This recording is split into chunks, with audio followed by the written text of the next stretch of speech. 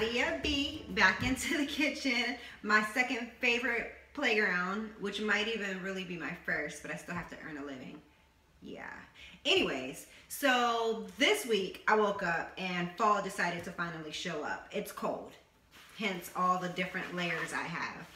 And I've been drinking ginger tea every day because the sickness is not going to get me. But anyways, if you've been following me on social media this week, then you can see that this week for me is pumpkin week. So I've been drawing so much inspiration from pumpkins, from allowing that to inspire me with accessories. If you missed it earlier, I showed how I painted on leather and I made a custom Marlena wallet inspired by a pumpkin, but you probably wouldn't know that looking at the finished product. But I'm going to continue on with pumpkins in the kitchen. So this morning I just finished making a really simple pumpkin spice granola. So I'm going to be sharing that on my blog, so please check that out if you haven't already. And now I'm going to be working on a really quirky idea, and it's going to be a pumpkin bean chili. So there's not going to be any meat, just beans, some great seasonings, but this is something really easy that can probably go into the crock pot.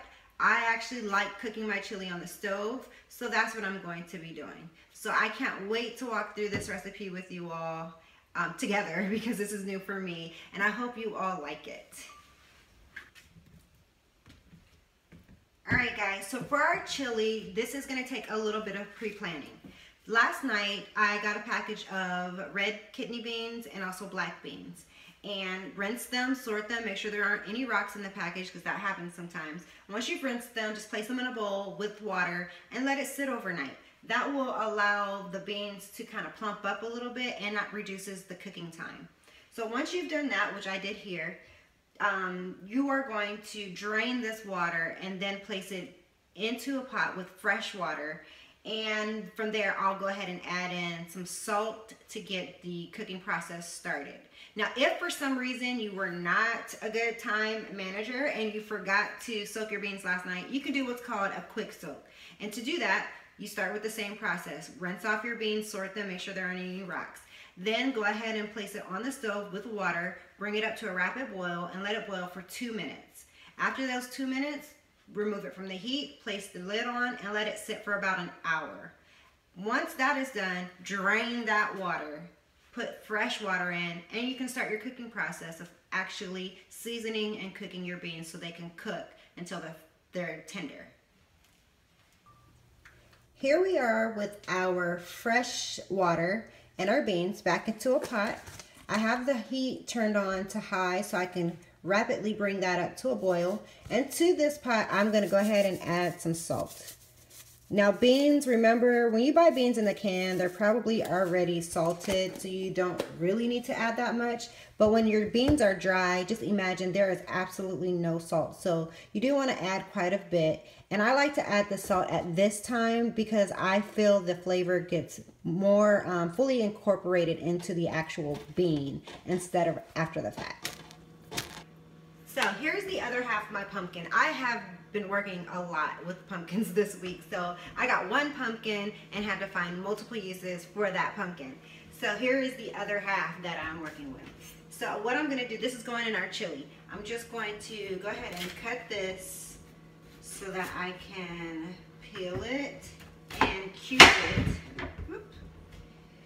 And once I get this all cubed, this will go right into our pot of chili, right, I would say into the pot with our beans, but I won't add them right away. I kind of want to wait for the beans to cook until they're almost done, and then I will add the pumpkin in and all the additional flavors. So let me get this all cubed up. Alright, I saved you all the pain of watching me cut up a pumpkin, and as you can see I have this big old bowl of cubed pumpkin, and I still have a quarter of the pumpkin left. So I think what I'll do with that is maybe roast it and then puree it and keep that like frozen or in the stash somewhere.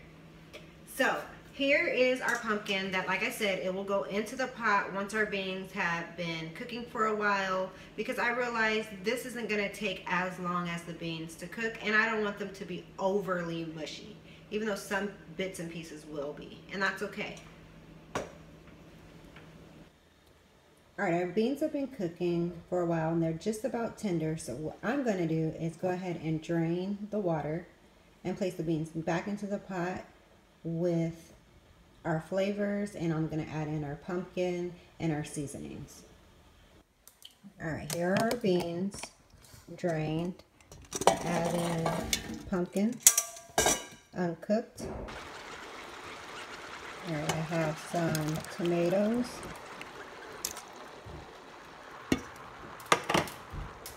That's whole peeled tomatoes. Those will cook down in there.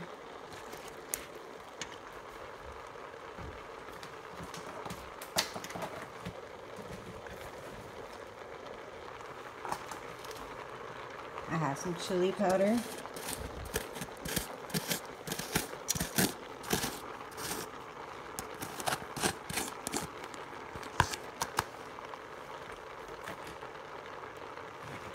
Also going to add in some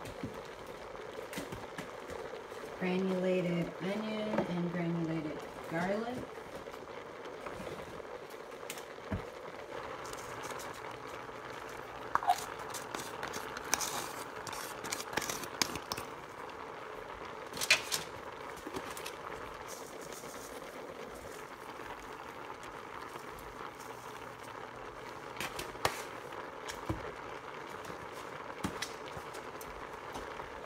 Some smoked paprika. That always makes everything taste so good. Also adding in some cumin.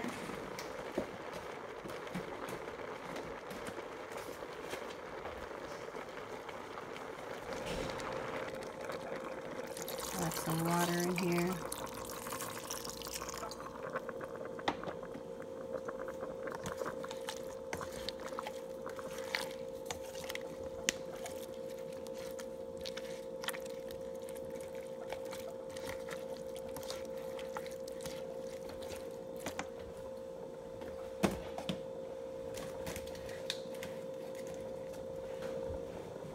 Add a little bit of parsley.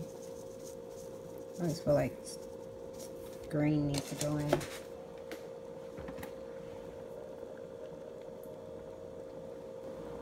Also add in a little bit of salt. And you can continue to taste this along the way just to see how it tastes. And I have a little bit of chipotle. Alright, so just gonna mix everything up in here in the pot and let that sit and simmer for a little while until the pumpkin is fully cooked and everything is, all the flavors have been able to marry. So I have that on like a medium. I'm going to cover it and let it do its thing.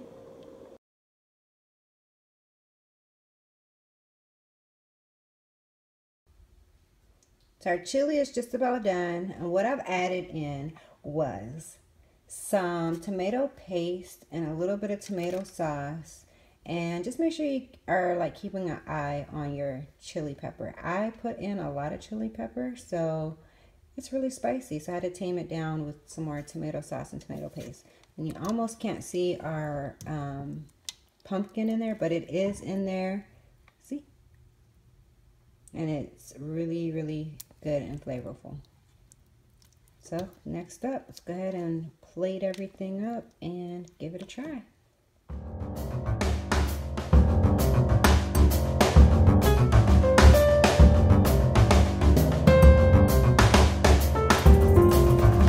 Alright, our chili is done.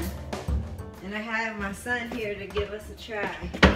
So, what we're eating today is pumpkin chili. And I hope it's really good. Ready? Wait, look at our bowls. Look at his big bowl, look at my little baby bowl. Aww. Wait, let's give him a close-up of how it looks. Yummy. See that right there? Oh no, don't spill it. That's pumpkin. Okay, so we're gonna give it a try. Y'all dripping? Yeah. That's okay. Go on in your mouth. We already said our blessings. See how it goes.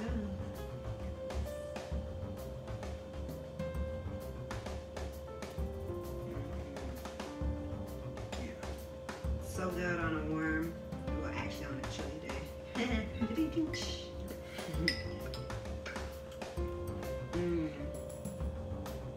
I like it.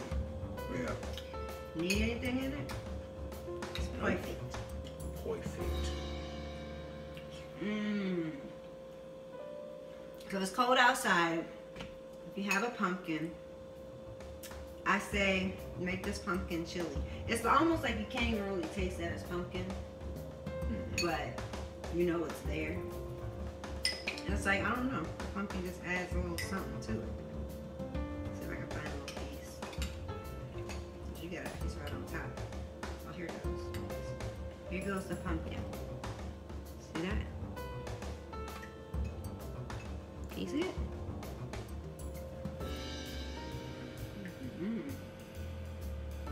It's like soft and it's good. I say this is a winner. About to finish eating, y'all. Bye-bye.